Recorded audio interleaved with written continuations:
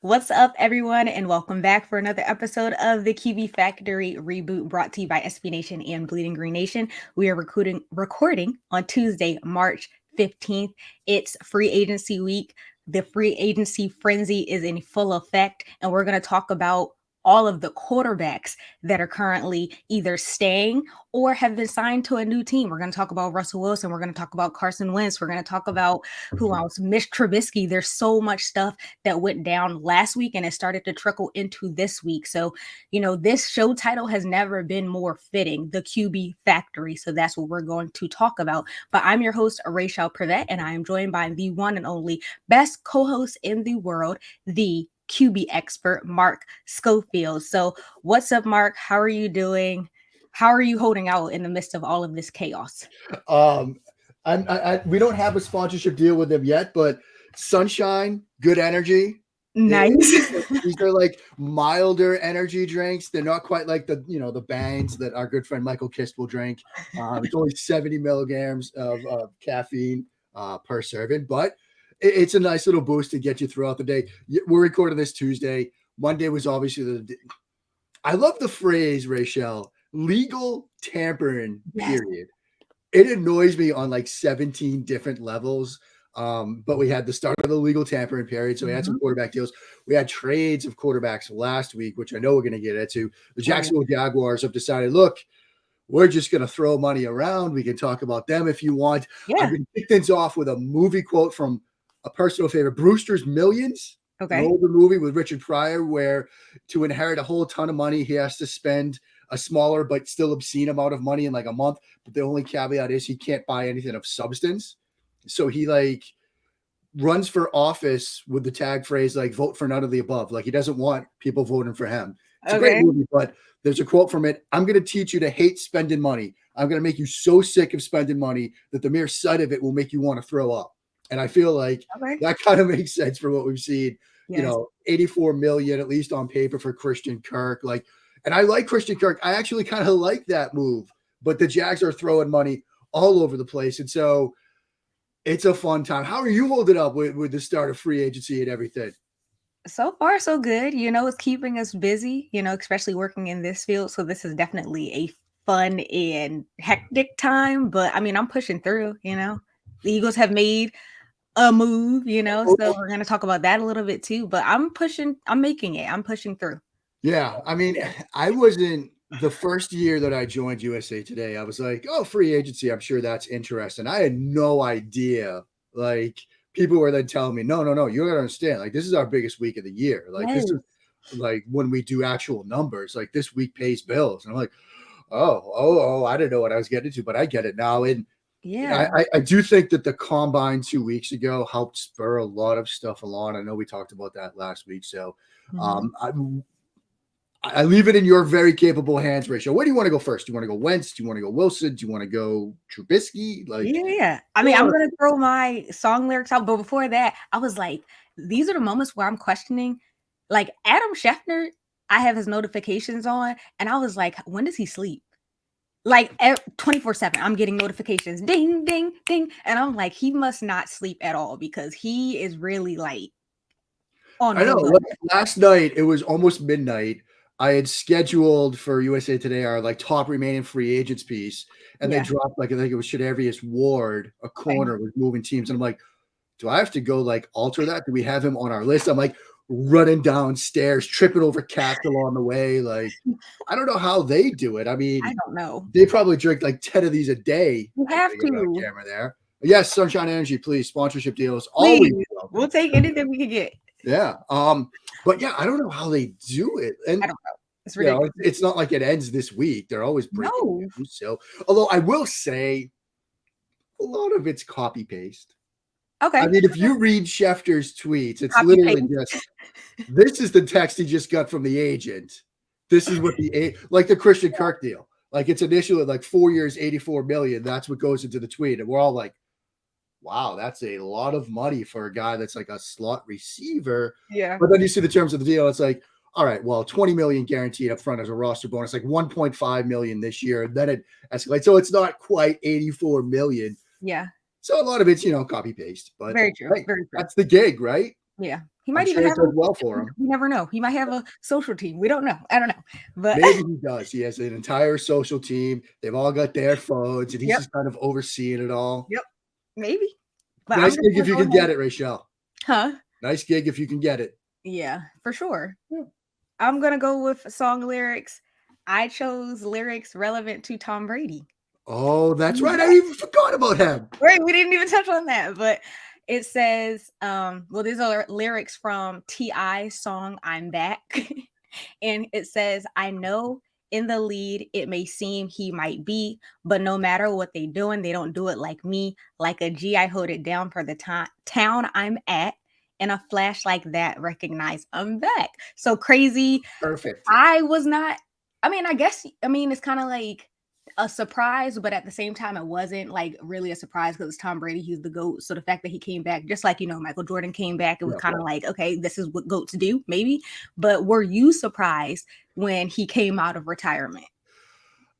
I got to make it an absolutely stunning confession here. I was at my parents' house Okay. Saturday. My mom and my dad. Hi, Mom. Hi, Dad. I know they're listening. My mom asked me point blank, is Tom coming back? Because I feel like Brady's going to come back.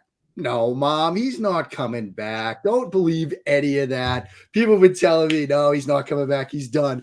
Less than 24 hours later, I didn't even see it on Twitter. It was my mom. See, Told you, Brady's back. Mom knows best. My mom just like dunking on me via the text. But, and then you go back and you see the moment on Saturday, him and Cristiano Ronaldo at a Man U game, obviously owned by the Glazers, who Tampa Bay Buccaneers ownership group. And Ronaldo asked him point blank, are you done? And he's like, Then you look back at that and you're like, yeah, he was coming back. Like he was coming back. And I know the jokes write themselves, right? Oh, he's home for 2 months. And he's like, all right, kids. Yeah. All right, Giselle. It's been real, but I'm Right. going back to work.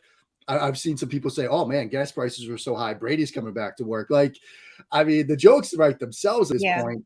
But I think it comes down to this. Look around the NFC, right? What are the good teams in the NFC right now, at least on paper? Obviously, things can change. But sitting here right now, Packers, right? Okay. Yeah. Rams, yeah. Then where do you go? It's like, oh, low-key a cakewalk in a way. Yeah.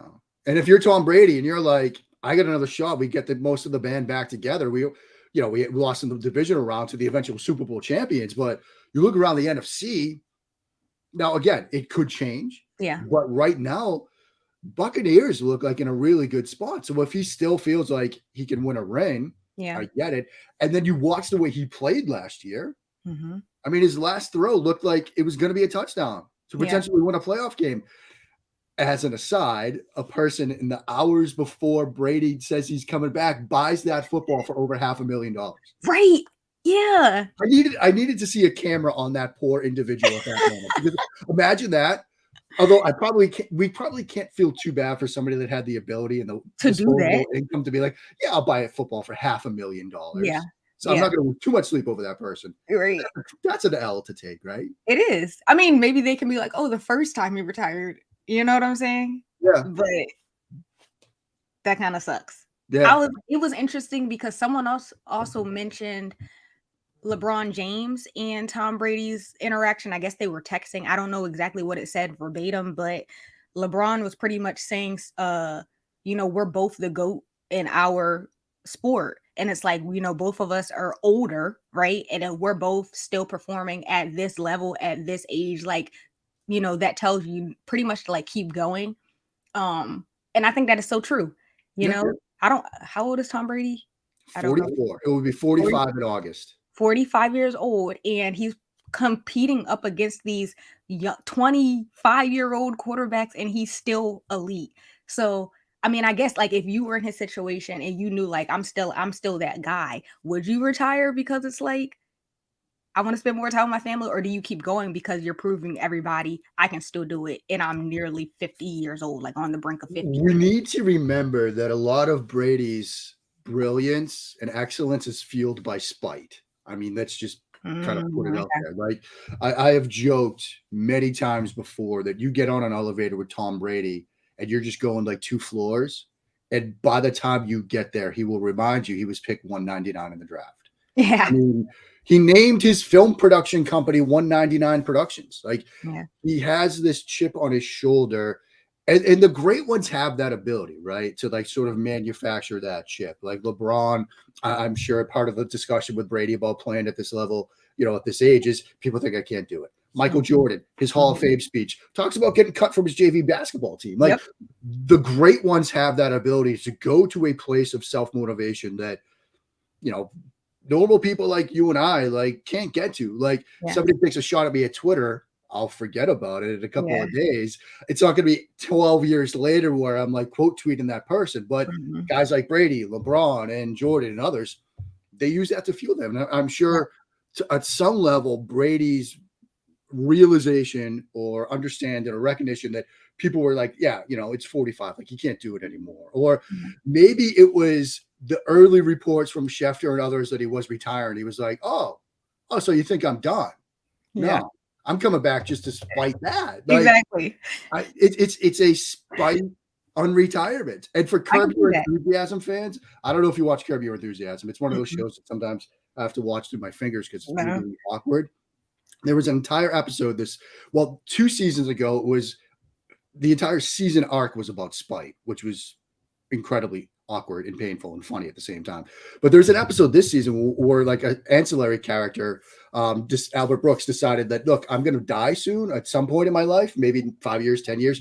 So he wanted to like have his funeral now so he could see what people were saying about him. It was this weird little plot line. Did Brady have a practice run retirement? He did. To see what people were saying about him? He did. He definitely did. And it only lasted for 40 days. That's the crazy part about it. 40 days. But I mean, if he can still perform at this level, he definitely makes the game more interesting. So I say, hey, as long as you can do it, ball out. Why not? Watch him last year. Watch him in that game against the Rams. Like, they were trailing. They were getting blown out at one point. Yeah. And he gets them back to the point where it's like, I mean, I think at one point the score in that game was either 28-3 or 27-3, which Atlanta Falcons fans know extremely well when it comes to Tom Brady games. Yeah. And he got them back. And it looked like they were going to pull this thing out. Then Stafford made his huge play, but he can still play at an extremely high level. And as somebody, as I've reminded people, 7 months older than Tom Brady, I don't mind seeing him come back. No. Because if he can keep doing it, it makes me feel at least like, okay, like when Brady retires, it's like, all right, now I'm officially like old by NFL standards because look around the rest of the league. When he's still in the league, it's like, okay, there's somebody my age still playing. So I can feel a little bit better about myself as I drink bubbly water and try to get through the day.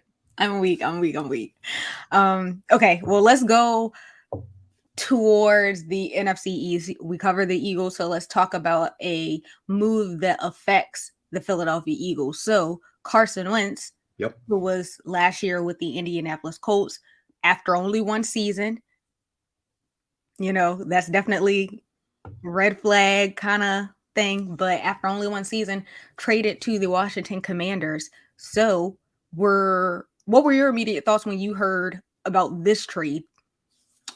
This was a stunner to me, Raichele. And for a bit of context to it, we talked last week a lot about the combine. When I got there, I was walking into the media area as Chris Ballard, the Colts GM, was walking out. And he was like being trailed by media people. He's kind of like red-faced and sweaty. I was just kind of like, what's going on here? Yeah. And come to find out during his podium session, he basically just like torched Wentz the entire time. Talked about how like he had an hour-long conversation with Carson Wentz about needed to be able to handle coaching and criticism better. Like basically said, like, I'm gonna do what's best for this team. Everybody in that room that I talked to that observed it was like, he just absolutely took a blowtorch to Carson Wentz. There's absolutely no way they're gonna have to cut him. He's not gonna find anybody willing to trade for him. Yeah. Not so fast, my friend. Because a week later, Washington's like, here's a second, here's a third that could become a second, and we'll take on his entire salary. And so I think, Raichele, what this tells us is the league, or at least one team, the Washington Commanders, does not like this rookie quarterback class, or at least doesn't think these guys can play right away. Because Washington's sitting at 11. Yeah. They could theoretically have their pick of any of these quarterbacks in the draft, right? Malik Willis could be staring them at 11. Yeah. Kenny Pickett, Desmond Ridder, Carson Strong, like you name it. They could potentially have their pick of quarterbacks, and they're just like, we're going to give up picks for Carson Wentz and take on its entire salary. But I think it's so crazy because at the time that this happened, there were other quarterbacks still available. There still are other quarterbacks. Jimmy G is still available. Jameis Winston still available. Deshaun Watson and all of that craziness going on with him. But at the time, Mitch Trubisky was still available. Yep. So, and I'm not sure off the top of my head the other quarterbacks that were at the time, but Carson Wentz, why Carson Wentz? When healthy, at his best, he is a good quarterback. Mm-hmm. The problem is he's not always healthy, as we've seen over his time in Philadelphia and at the start of the Indianapolis, because he had a foot injury to begin the season. Right. And for all the good that he can do, then there are moments where it's like, I'm backed up in the end zone against the Tennessee Titans late in the game, and I'm just going to throw up a ball, and it goes for a disasterly turnover, and we lose a game in overtime as a result. Right. We're also talking about a quarterback that is their second to last. They had 2 meaningful wins in the final month of the season. One against Arizona, where he had a couple of good throws in that game. Mm-hmm. One against New England, where he went 5 of 12 for a touchdown and an interception. Like, they won that game because of other reasons, their defense and their running game.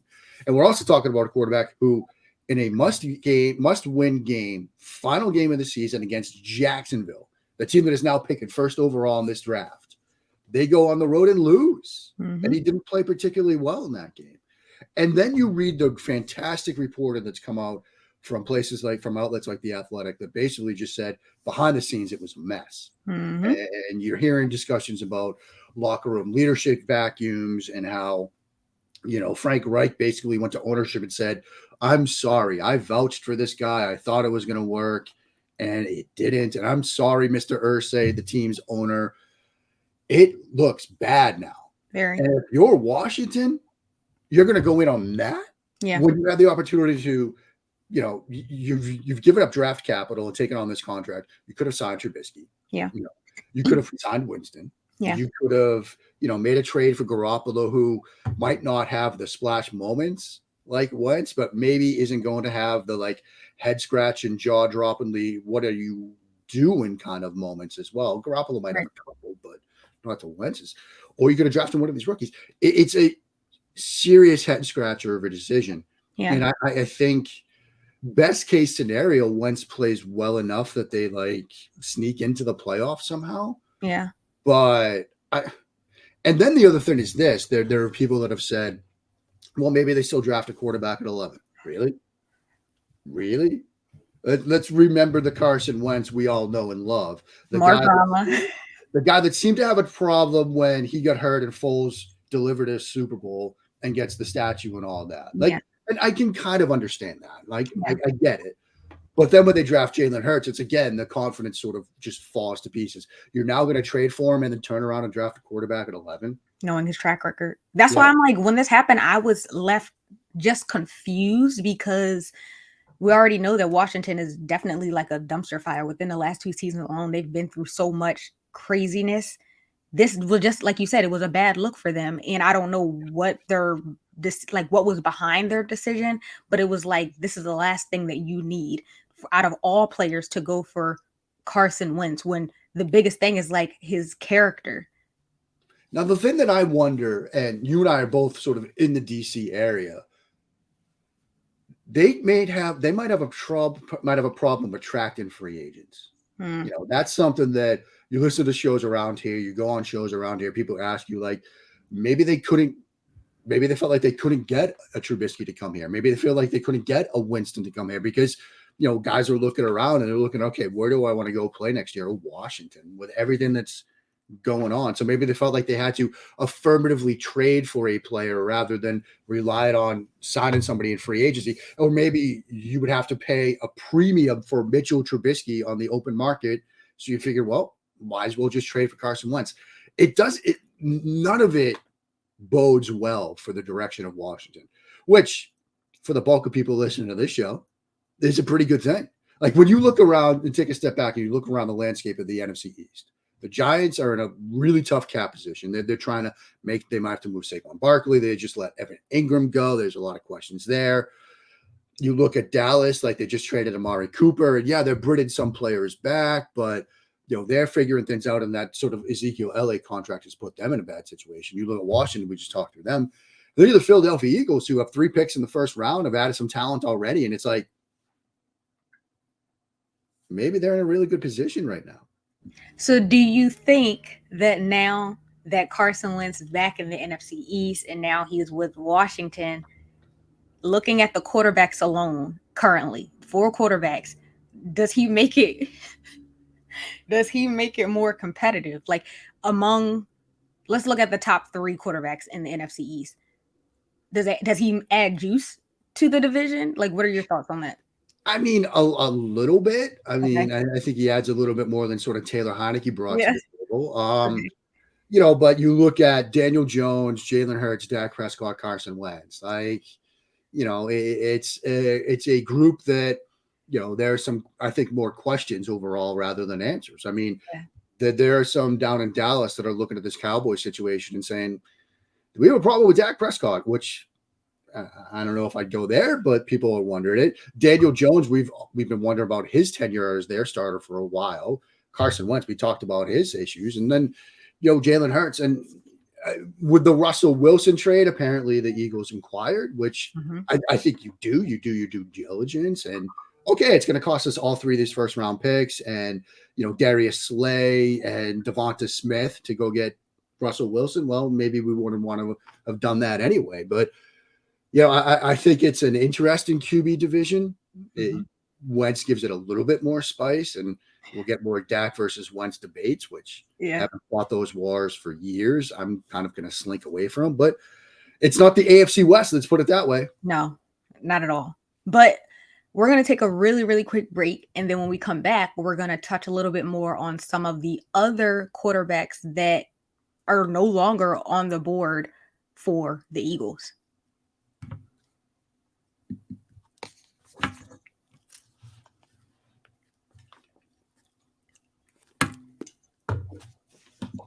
All right. Thank you, guys. We are back. And now we're going to touch. You talked a little bit about Russell Wilson before we went to break. But Russell Wilson, there were rumors about, potentially coming to Philadelphia. There were small rumors here and there about Aaron Rodgers potentially coming to Philly. I don't think he would have wanted to come to Philly. And we all know about Deshaun Watson, who a lot of Eagles fans actually wanted to come to Philly. But now, of course, there's rumors, and he's had talks about going to either New Orleans or the Panthers currently, and having conversations with them on Monday evening. So just looking at, I guess we'll talk on Russell Wilson right now, going to Denver. Immediate thoughts with that. It's the NFL's a copycat league, right? Yeah. And if you're Denver and you really feel that you're just a quarterback away, you look at the weapons that they had on offense last year, you look at the improvements they made on the defensive side of the ball, but you couldn't get consistent quarterback play from Teddy Bridgewater and Drew Lock. And then you look and you see the Los Angeles Rams give up a bunch of assets, draft capital and otherwise, to go get Matthew Stafford, and they win a Super Bowl. If you think you're a quarterback away, you take that swing. And I think George Patton and that front office group felt, we're a quarterback away. We're going to take this swing. Now, what that means, they've got to win a Super Bowl, I think. That's going to be the measuring stick for this move. If they don't, I think it's going to be viewed as a trade that they potentially lost. I also think it's another indication that, yes, here's another team that thinks none of the quarterbacks of this draft are going to be able to step in this year or maybe even next year and get us to where we want to be. So let's go be aggressive. Let's go get that quarterback in Russell Wilson. Is Russell Wilson a good quarterback? Yes. We've seen some regression over the past 2 years. I think even the guy we saw the past 2 years gets Denver potentially into the playoffs, and you get into the dance, who knows? But I think it's another indication that teams are going to swing on veterans right now rather than rely on these rookies. And maybe that's going to be a growing trend. And so that was my sort of initial read of it. What was yours? I was pleased by this news because I personally was not a fan of Russell Wilson coming to Philadelphia. I didn't want it because I knew what the Eagles would have to give up in order to get such a talented elite quarterback in him. Right. And I'm Team Hurts. I'm always Team Hurts. So the fact that the Broncos had to give up 2 first rounders, 2 second rounders, a 5th rounder, Drew Lock, Shelby Harrison, Noah Fant, in order to get Russell Wilson and a 4th rounder, I guess, yes, that was worth it for the Broncos, but I wouldn't have wanted the Eagles to have to give up in order to get him, especially. I mean, because if the idea was like they'd have to give up 15, 19, Yes. Slay, maybe Goddard, like No. that's a lot to give up. And like, yes, Russell Wilson in a vacuum is a better quarterback than Jalen Hurts. Yeah. But if you're taking those things away, how good is Russell Wilson going to be when he suddenly doesn't have Goddard, maybe he doesn't have Smith or other pieces that were included in that deal, and you don't have 1 or 2 of those first round picks to add talent? Like that would have been a lot to give up. You know, you and I at the start of draft season, at the start of the offseason, we're like, yeah, you could take those 3 picks in the first round and really build around Jalen Hurts. Yeah. That's what Howie Roseman and Nick Sirianni seemed to indicate at the combine while they were making these phone calls. But now Wilson's in Denver, and so that takes that option off of the table. And I don't think they're looking at Jimmy Garoppolo and saying, oh, yeah, let's go trade for Jimmy Garoppolo. No. I don't think that's as big of an upgrade as it would require, given what you would have to pay to do it. So that leaves the one sort of elephant in the room. So yeah. And it does look like Watson, you know, we're recording this on Tuesday. Apparently he's meeting with the Cleveland people. He's met with the Saints. He's met with the Panthers. It looks like he's going to go to one of those organizations. And okay, like, I mean, that's kind of fine. Let him go to one of those organizations. Is Deshaun Watson a talented football field on the field between the lines? Yes. There's obviously a lot more to that situation than just what he can do on the field. Yeah, we don't need that. Yeah. Yeah.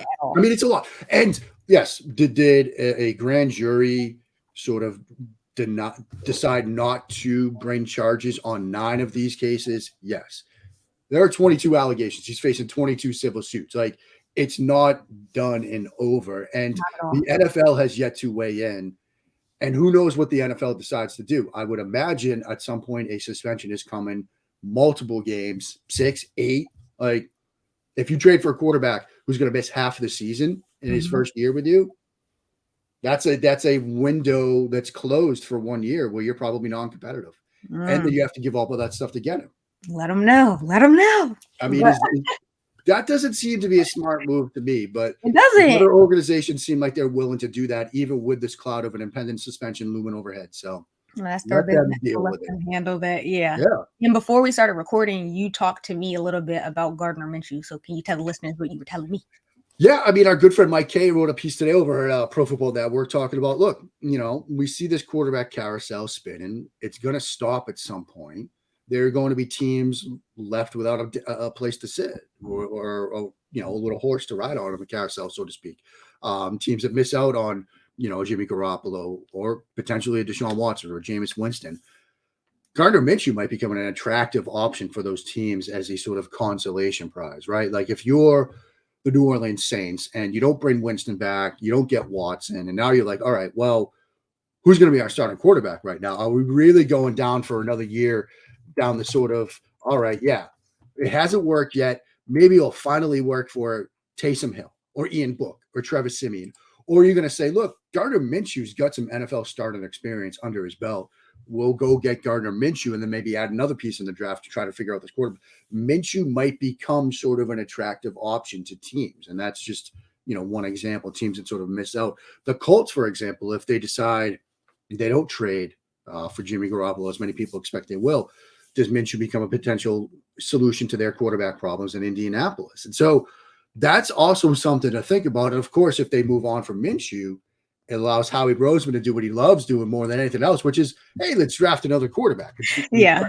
All right. You know, obviously they wouldn't do it in the first round, but if they decide, hey, we're going to take another quarterback at some point in this draft, whether it's maybe the pick at 51 in the second, the pick at 83 in the third, or 123 in the fourth, and you get it into, you know, maybe a Bailey Zappi, Skylar Thompson. I'm kind of looking at my board over here. Yeah. maybe even a guy like Jack Cohn from Wisconsin Notre Dame. Like Okay. that might give Howie Roseman another opportunity to add to his QB beloved quarterback Factory. factory. Yeah. And that's something that, as you see right there, Yep. pays the bills for us. So, Oh hey, yeah. that happens. Sweet. Yeah. No. And talking about the Eagles, we know that so far in free agency, they did make a move for Hassan Reddick. So that's a pass Yeah. rusher, a veteran pass rusher. So when we look at the draft and the Eagles' needs now, do you think that that makes a shift in the direction that they're going in now that they have Reddick, who's definitely a good move. He's a good pick, a solid pickup, and is definitely going to benefit the defense for sure. Yeah. I mean, I love the Reddix signing. I think it's fantastic. Gives him, a presence off the edge, very talented kind of pass rusher, somebody that, a lot of people were looking at in the open market. I don't think it takes pass rusher off the board in the first round. I think it Okay. slides it down a little bit. I still think corner is a need. Yeah. We still think linebacker is a need, and you've got at least a Devin Lloyd. I know Nakobe Dean is a little bit undersized. I don't know if people are going to like that move as much in the first round, but I think linebacker certainly a need. You do wonder about wide receiver at some point if they add to that group yet again. Yeah. But if one of these top pass rushers is sort of staring them in the face at, say, 16 or at, say, 19, like if you see somehow like, I don't know if we'll slide that far, but there's a lot of talk about Kayvon Thibodeau sliding. Yeah. Jermaine Johnson has played himself into the top of the first round, but maybe he's there. Trayvon Walker from Georgia, David Ojabo from Michigan, even George Kalafidis, the Purdue pass rusher. There's a lot of first round potential pass rushers in this draft. And if they like one of those guys at 19, I don't think adding Reddick takes it off the board, because if there's one thing we know about the NFL right now, you need a lot of corners. Yep. You need a lot of pass rushers. Yeah. You need those things. Yeah. And if you could come out of the first round with one of these top corners, whether it's Stingley, whether it's Booth, add in a pass rusher to put him across from Reddick and get in the pass rushing rotation, Jonathan Gannon's going to be really happy with what he can do. And then maybe you add a receiver or, an interior offensive lineman. Kelsey coming back gives them some flexibility. A lot of early mocks had Tyler Linderbaum, the Iowa center, as like, okay, yeah, he's with Kelsey's status in the air. Yeah, you want to add this kid. Now you don't have to do that. Maybe you can address interior offensive line a little bit later. But this is what Howie Roseman and Nick Sirianni both talked about at the combine. With the cap space that they have and with the draft picks that they have, they can do a lot of different things. And so now they've added Reddick, which I think is a very nice move, but I don't think it necessarily means that, they're not going to draft an edge. They still might, and it still might happen in the first round. I can say I'm confident now. I'm feeling good compared to how I was feeling before Russell Wilson got traded. I'm a little nervous about what Howie Roseman and Nick Sirianni were going to do with this draft capital. As of right now, March 15th, I am confident. I'm feeling good. Like they're not going to mess this up. We're going to be in a good place. Right. And I think, one of the takeaways from what they were saying in Indy was they seemed excited about the cap space and even more the draft capital they had.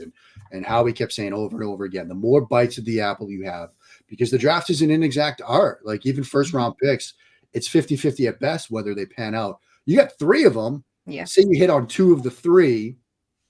That's really nice from a roster construction standpoint. And so, I think it's hopeful that they, and whether Wilson would have come to Philly, I know there's been some reporting that he didn't want to come to Philly or that Seattle didn't want to trade him within the NFC. And I sort of get that, but they still now have, as a result of the Wilson deal going elsewhere, 3 picks in the first round, 3 picks in the top 20.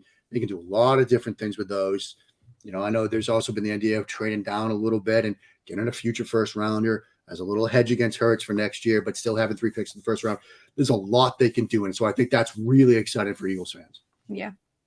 I mean, we touched on a lot today. Like we just went on and on and on. But do you have anything else that you wanted to touch on before we wrap up?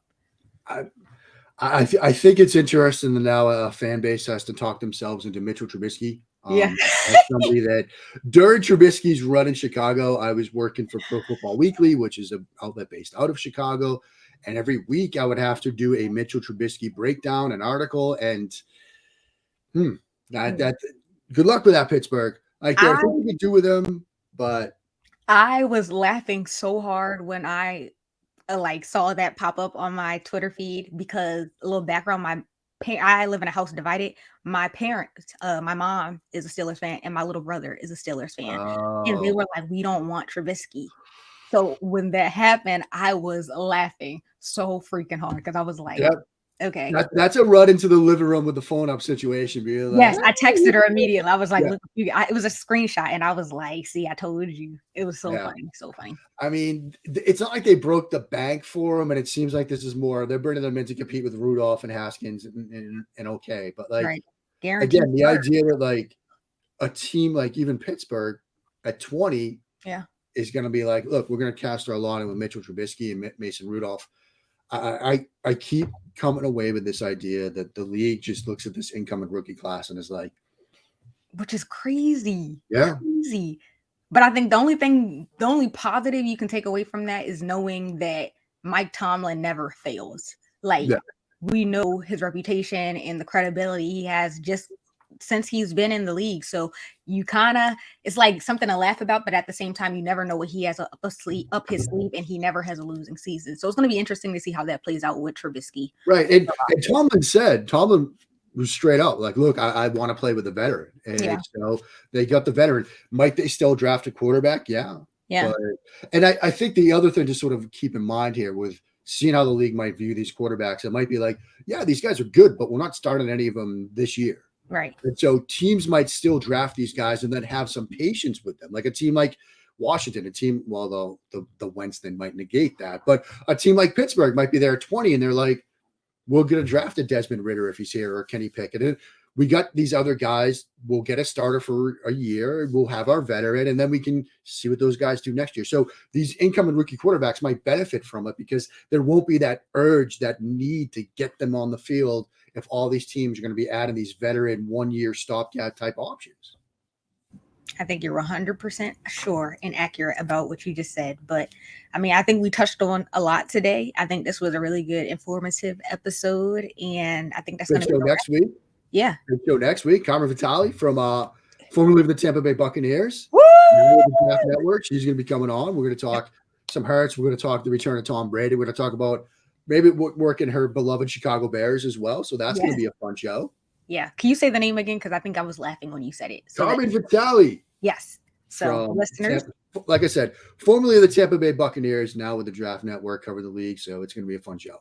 Yes. Well, we will have another special guest for you, lovely listeners. So make sure you tune in for next week's episode. But thank you so much. That's going to be all for this week's episode of the QB Factory Reboot. Make sure you rate, leave a review, subscribe to our YouTube channel, follow us on Twitter at BGN_radio. Follow us on Instagram at Bleeding Green Insta. Follow me on Twitter. Follow Mark on Twitter. Any last words, Mark? As always, go Eagles. Go Eagles.